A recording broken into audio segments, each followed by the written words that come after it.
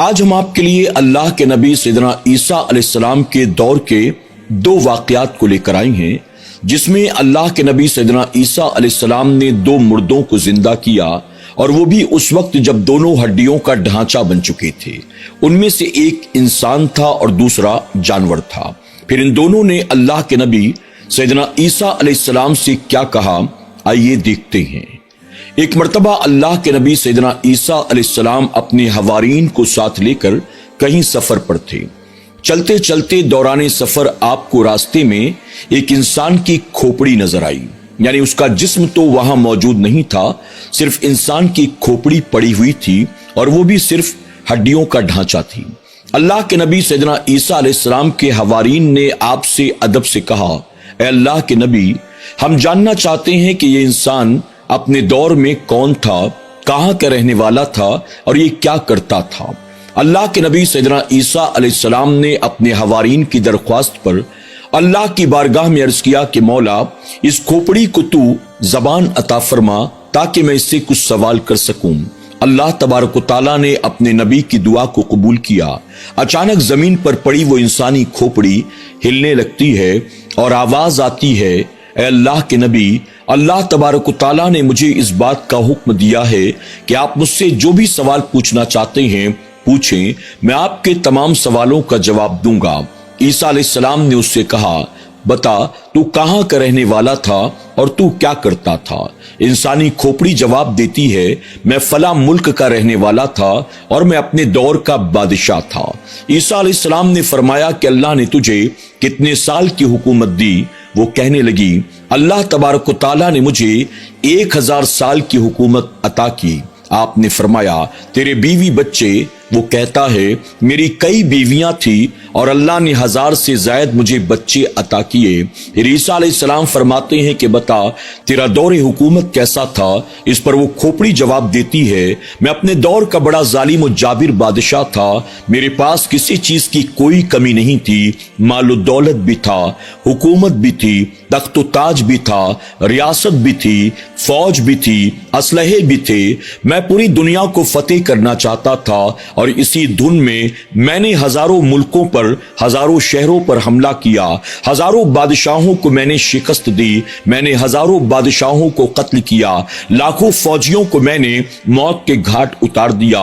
میں پوری زندگی یہی کرتا رہا، لیکن میں بھول گیا ایک دن مجھے بھی موت آنا ہے، اور آخر کار مجھے موت آ ہی گئی۔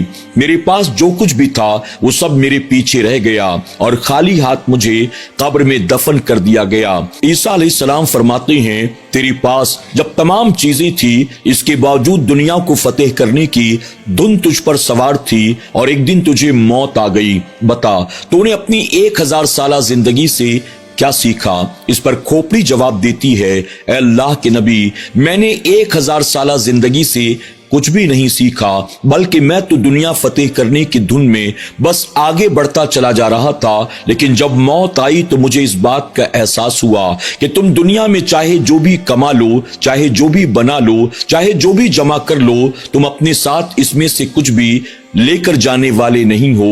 کاش میں نے دنیا فتح کرنے کے بجائے اپنے رب کو راضی کرنے کی کوشش کی ہوتی تو آج یہ میرا انجام نہ ہوتا۔ اپنے ساتھ ایک انسان کچھ بھی لے کر نہیں جاتا، بس اس کا تقوی جاتا ہے، اس کی عبادت جاتی ہے، اس کی نیکی جاتی ہے۔ 1000 سالہ زندگی کو میں نے ضائع کر دیا، اور اپنے رب کو میں راضی بھی نہ کر سکا۔ عیسیٰ علیہ السلام نے اپنے حوارین سے مخاطب ہو کر کہا، دیکھو، ایک انسان جس کو اللہ طویل زندگی عطا کرتا ہے، اللہ تبارک تعالیٰ ہزارہ نعمتیں عطا کرتا ہے، اس کے باوجود وہ انسان اور پانے کی دھن میں اپنی دنیا کے ساتھ ساتھ آخرت کو بھی تباہ و برباد کر دیتا ہے۔ اس بندے کو اللہ نے 1000 سالہ زندگی عطا کی، مال و دولت، تخت و تاج و حکومت عطا کیا، اس کے باوجود اس نے کیا کیا؟ اپنی آخرت کو سنوارنے کی کوئی فکر نہ کی، بلکہ اور دنیا جمع کرنے کے چکر میں سب کچھ تباہ و برباد ہو گیا۔ اس کے بعد عیسیٰ علیہ السلام आगे बढ़ जाते हैं। दूसरा वाकया कुछ यूं है, एक मर्तबा अल्लाह के नबी सैयदना ईसा अलैहिस्सलाम अपने एक हवारी के साथ किसी जंगल से गुजर रहे थे। चलते चलते ईसा अलैहिस्सलाम ने देखा एक बहुत बड़ा गड्ढा था। उस गड्ढे के अंदर एक हड्डियों का ढांचा पड़ा हुआ था। जब आपके हवारी ने ये देखा तो अल्लाह के नबी ईसा अलैहिस्सलाम से अदबन कहने लगा, ऐ अल्लाह के नबी, ये इंसानी जिस्म का ढांचा है या किसी जानवर का? ईसा अलैहिस्सलाम फरमाते हैं, मैं नहीं जानता।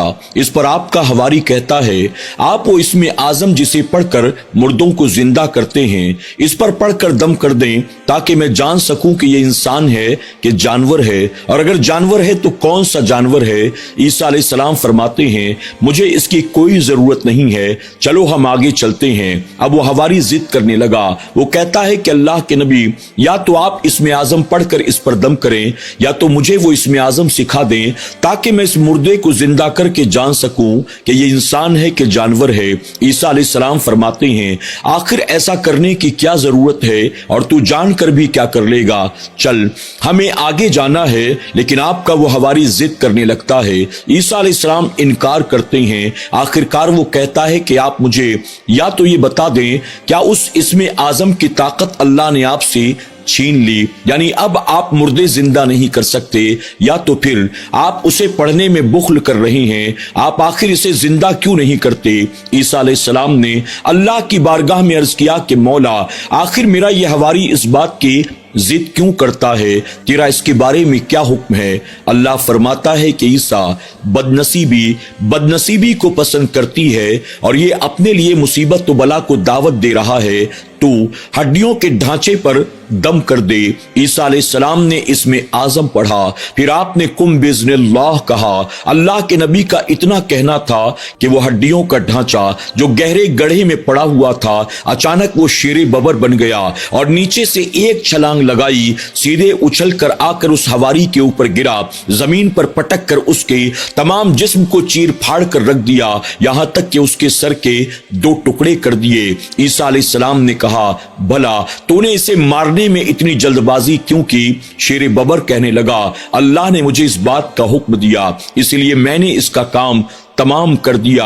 ईसा अलैहिस्सलाम फरमाते हैं कि तूने इसके जिस्म को चीर फाड़ कर रख दिया, लेकिन तूने इसको खाया नहीं बल्कि एक तरफ जाकर खड़ा हो गया। इसकी वजह क्या है? इस पर वो शेर बबर कहता है, अल्लाह के नबी, चूंकि मैं मर चुका हूं और मेरे हिस्से का रिस्क दुनिया से उठा लिया गया है, यही वजह है कि मैंने इसे सिर्फ मारा, खाया नहीं। ईसा अलैहिस्सलाम अपने हवारी की जिद और उसकी अक्ल पर अफसोस करते हैं। आप आगे बढ़ जाते हैं और वो शेर बबर फिर एक बार गड्ढे के अंदर कूद जाता है और फिर हड्डियों का ढांचा बन जाता है। अल्लाह तबारक तआला हम सबको अंबिया अलैहिमुस्सलाम, औलिया इकराम का एहतराम करने की, उनका अदब करने की तौफीक अता फरमाए, और अल्लाह हमें इस दुनिया में रहकर दुनिया की मोहब्बत से बचाए, इस दुनिया में रहकर अपने रब को राजी करने वाला और अपनी आखिरत को संवारने वाला बनाए। अल्लाह हम सब पर अपना फजल व करम फरमाए। आमीन या रब्बल आलमीन।